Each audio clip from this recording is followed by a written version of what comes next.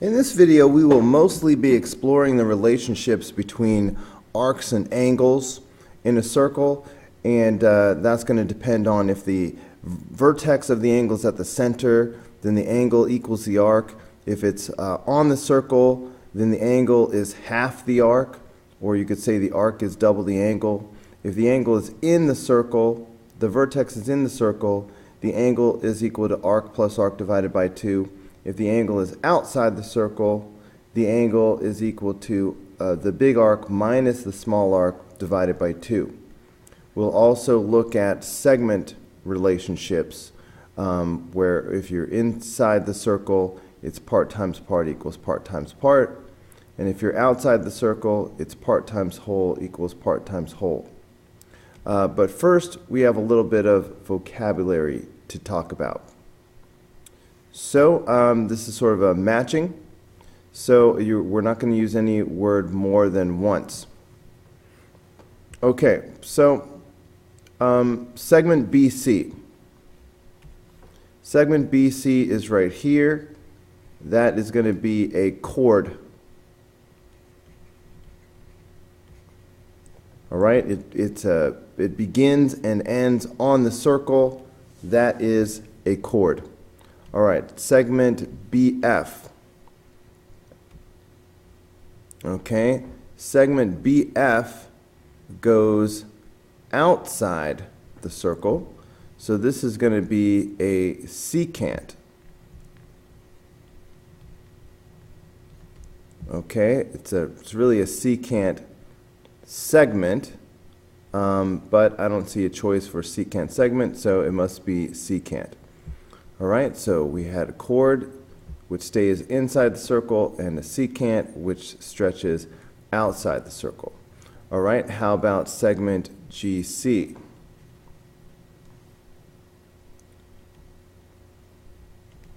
Okay, segment GC goes from the center of the circle out to the circle, so that is a radius of the circle. Okay, how about segment AD?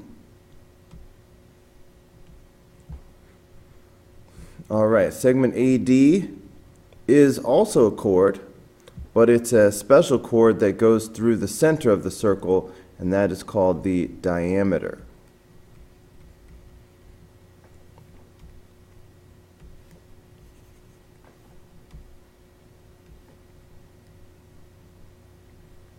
Okay, angle BCD. Okay, angle BCD.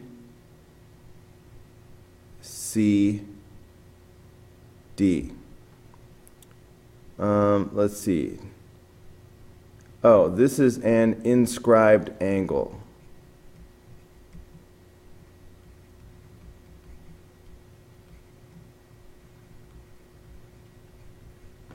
An inscribed angle is an angle whose vertex is on the circle. Okay, how about angle DGC? Okay, so DGC. Well, this vertex is at the center, so that makes this a central angle.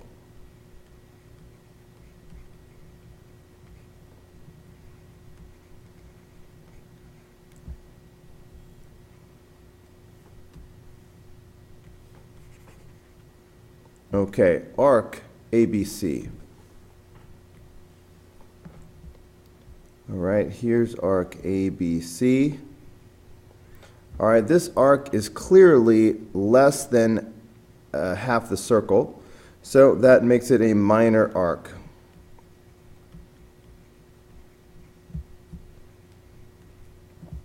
All right, we could have simply called it arc AC. And that would have been the same thing.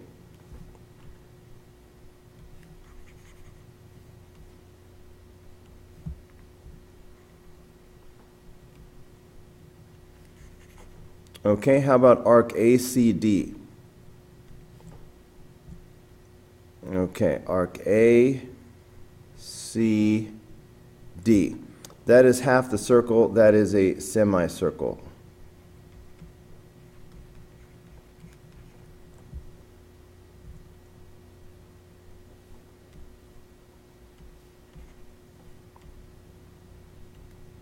Okay, and finally, arc ADC.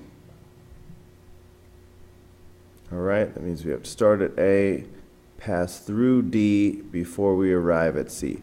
That is more than half the circle. That makes this a major arc.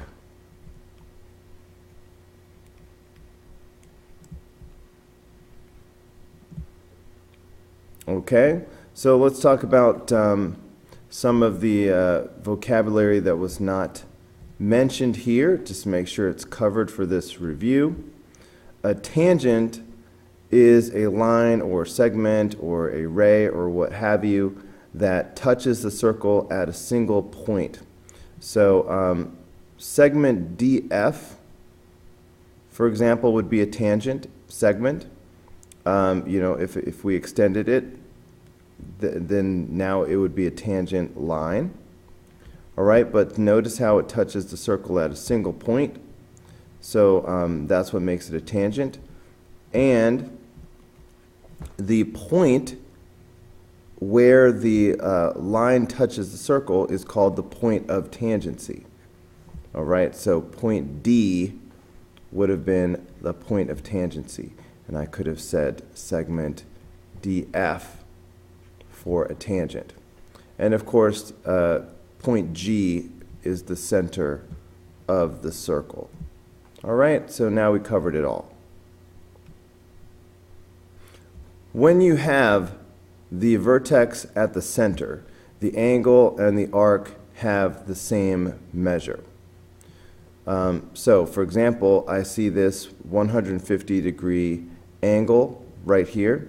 So that means that the arc is also going to be 150 degrees. Okay, I'm always on the lookout for my semicircle. Okay, which I think I will do in turquoise. So, semicircles, guys. So, for example, here's a diameter right here. So, looking at that diameter, I've got a semicircle right here. So, it's got to be a total of 180 degrees. So, if this is 150, that means over here must be 30.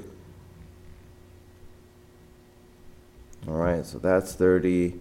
This little angle is 30. Similarly, okay, now I've got vertical angles happening. Maybe I'll stick with green.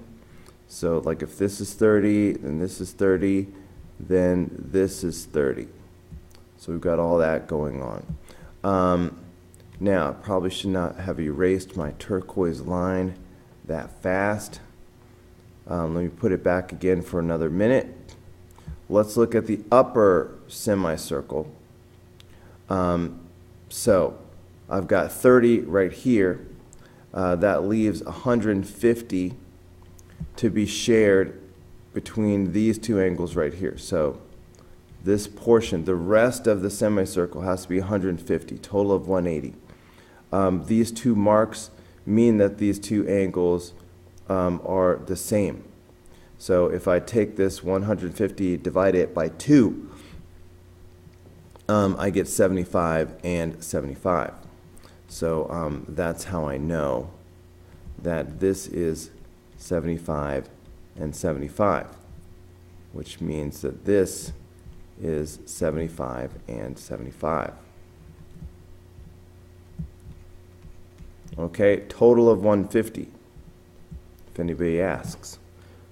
All right, so now we have all of the arcs and angles, so we should be able to answer any question they want to ask us.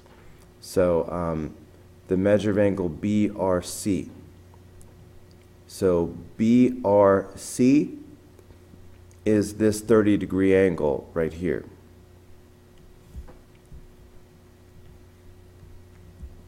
All right, angle ERB. So ERB. That's this blue angle. All right, it's both 75s put together. That is 150 degrees. Angle ARE. ARE. That's just a single 75. Arc AE. Let's see, arc AE, that is also 75. Arc AC. Arc AC, well, that's 75 plus 30, so that's 105 degrees, all right? AC, 75 plus 30. Arc EAC. Let's see, EAC. Well, that is actually a semicircle, isn't it? All right. The segment EC is a diameter, so EAC is a semicircle that is 180 degrees. Arc AED, AED.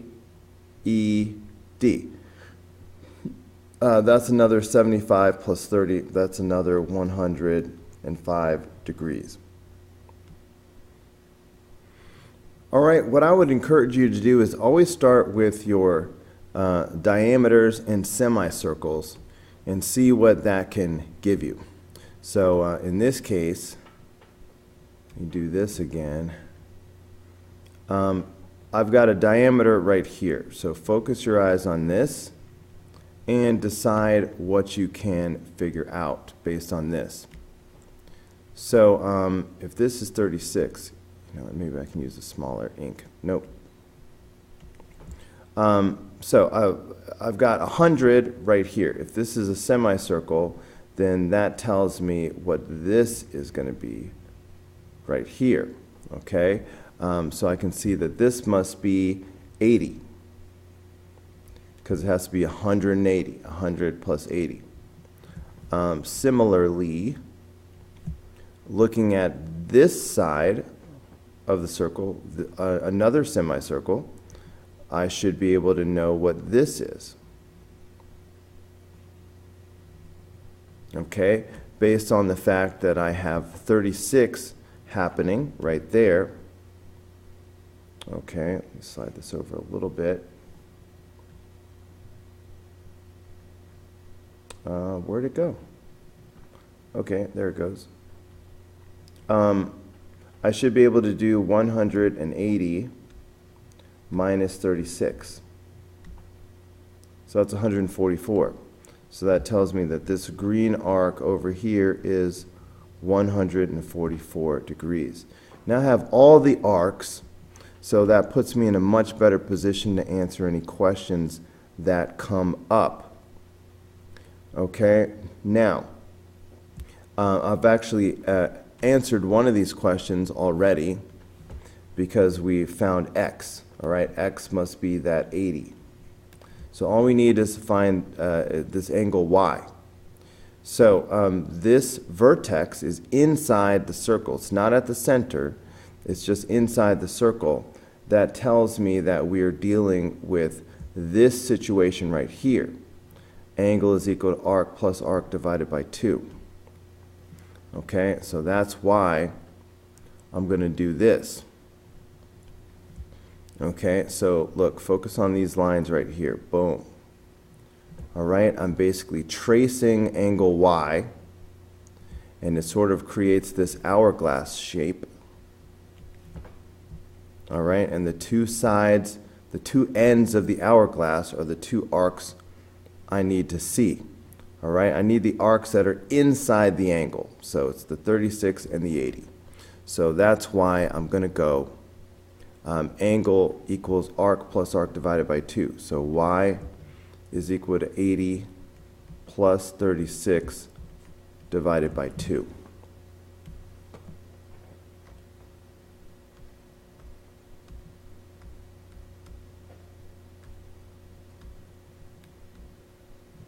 All right, so that is 58.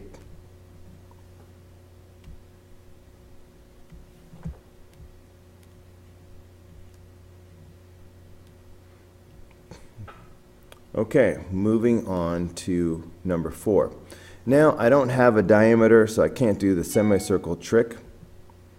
Okay, however, I do have everything I need pertaining to the angle that is 36. So look at this.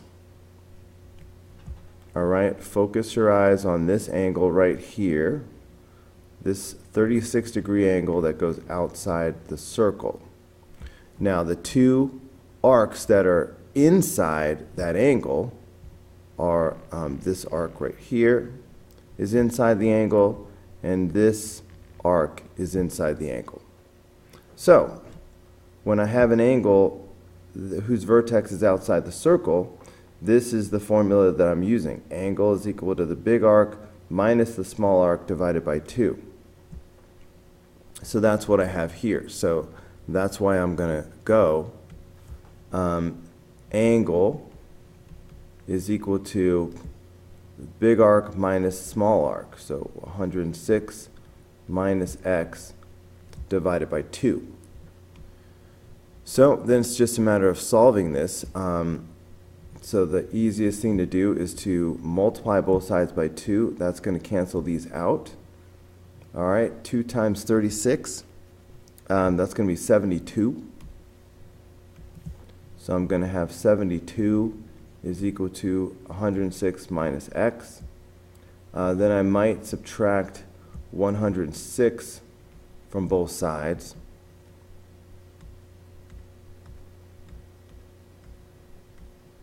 All right, that's negative 34. So now I have negative 34 is equal to negative x, which means that 34 is equal to x.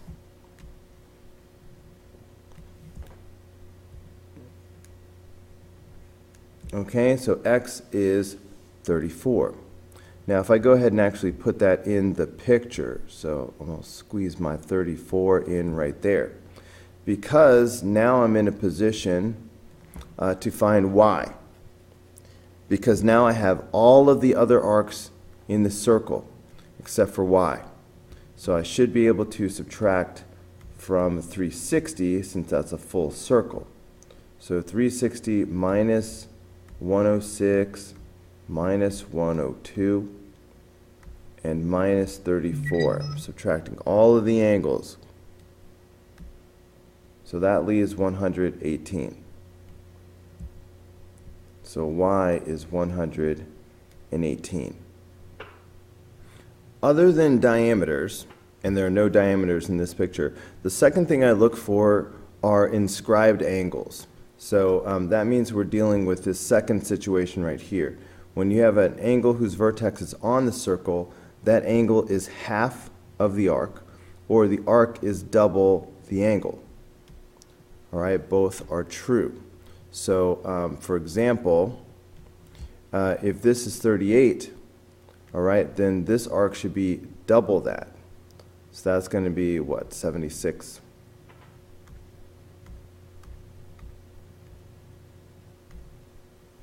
Okay, so that makes this 76. All right, and that's x right there, so I have 76 is x. Now, on the other hand, if you look at the angle where the y is, that's this angle right here. All right, that's another angle whose vertex is on the circle. This same arc is inside of that angle. All right, this same arc is right here. So this angle should be half of that. So of course, we got the 76 by doubling 38. So half of 76 is going to be 38.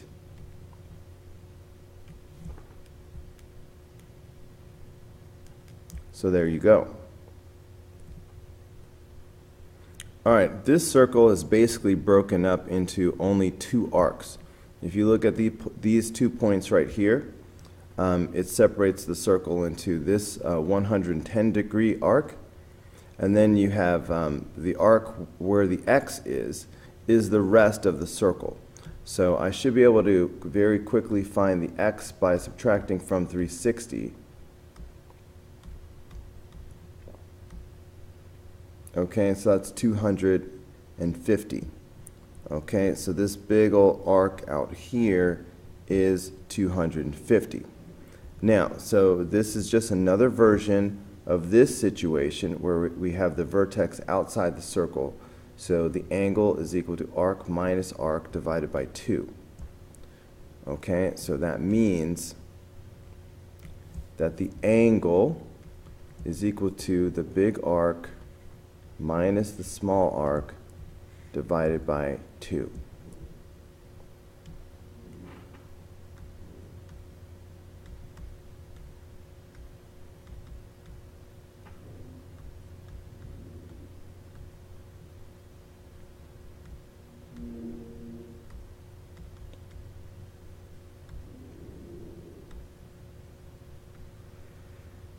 All right, so that's going to be 70. Okay, so I guess we just found both things. So x is 250, and then y is 70. So here I have a quadrilateral inscribed in a circle, and there's another rule that applies. It's right here. A quadrilateral can be inscribed in a circle if and only if opposite angles are supplementary. That's the key. Opposite angles are supplementary. Okay, so when we talk about these opposite angles, we're talking about the 4x plus 6 and the 58. Those have to be supplementary. Okay, so showing a little bit of work for that. That means these have to add up to 180. So in other words, 4x plus 6 plus 58 has to equal 180. So combining like terms right here, I'm going to have, whoops, that's supposed to be a plus. I'm going to have 4x plus 64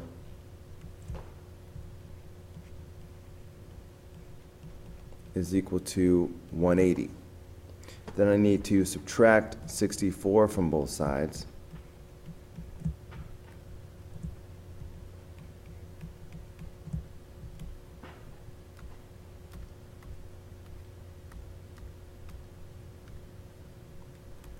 So that's going to be 116. And then I will divide both sides by 4.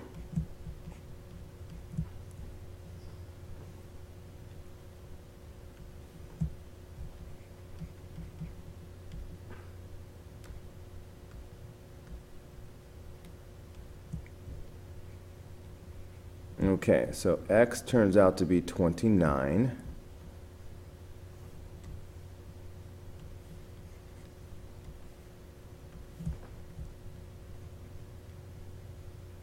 All right, so now we need to find y. Okay, now for that, I'm going to go back to this rule right here. When you have an angle whose vertex is on the circle, the angle is half the arc is double the angle. Okay, so in this case, they gave me the angle, which is 58. So here's the angle. Now, the arc that goes with that is the combination of both of these, the 76 and the y together. All right, that's the angle that's inside this arc.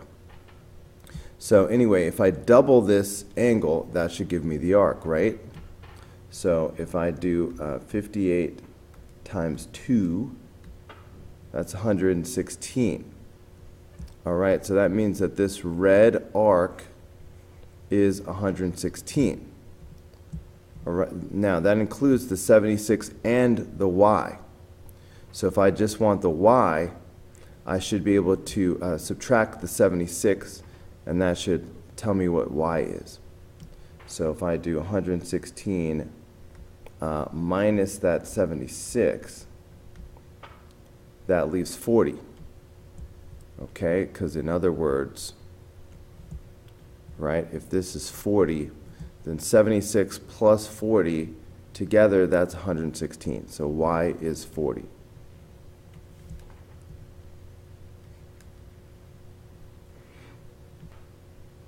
So again, I have this inscribed angle, an angle whose vertex is on the circle. So I'm dealing with this situation again.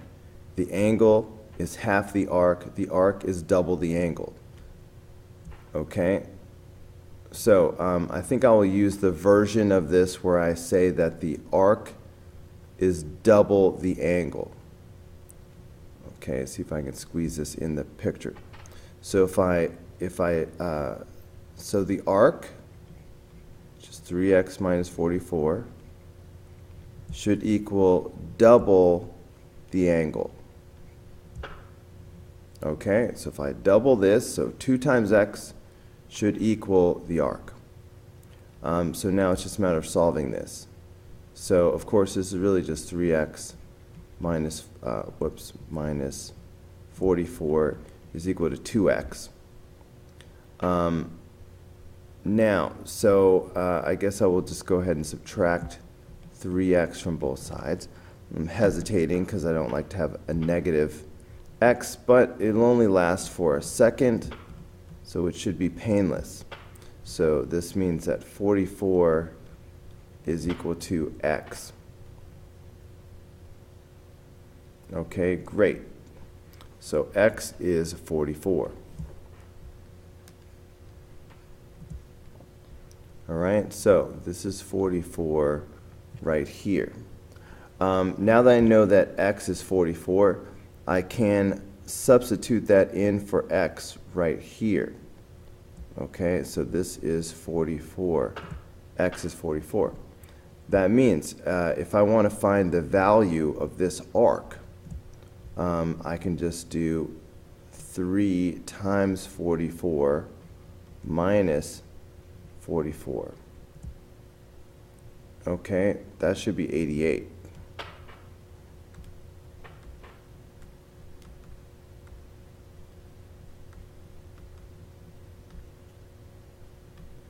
Okay, so that tells me that this arc right here is 88. I needed that so I can find y.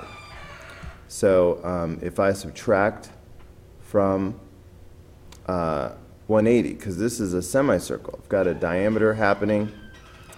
So if I just go ahead and subtract from 180, then that tells me that y is going to be 92.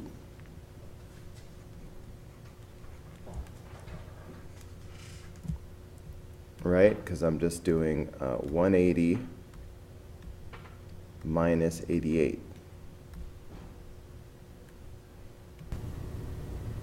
Alright guys, that's going to do it for this video. Go ahead and click here in the red apple to watch the next video. Click in the green apple to subscribe, or click the yellow apple for the full playlist.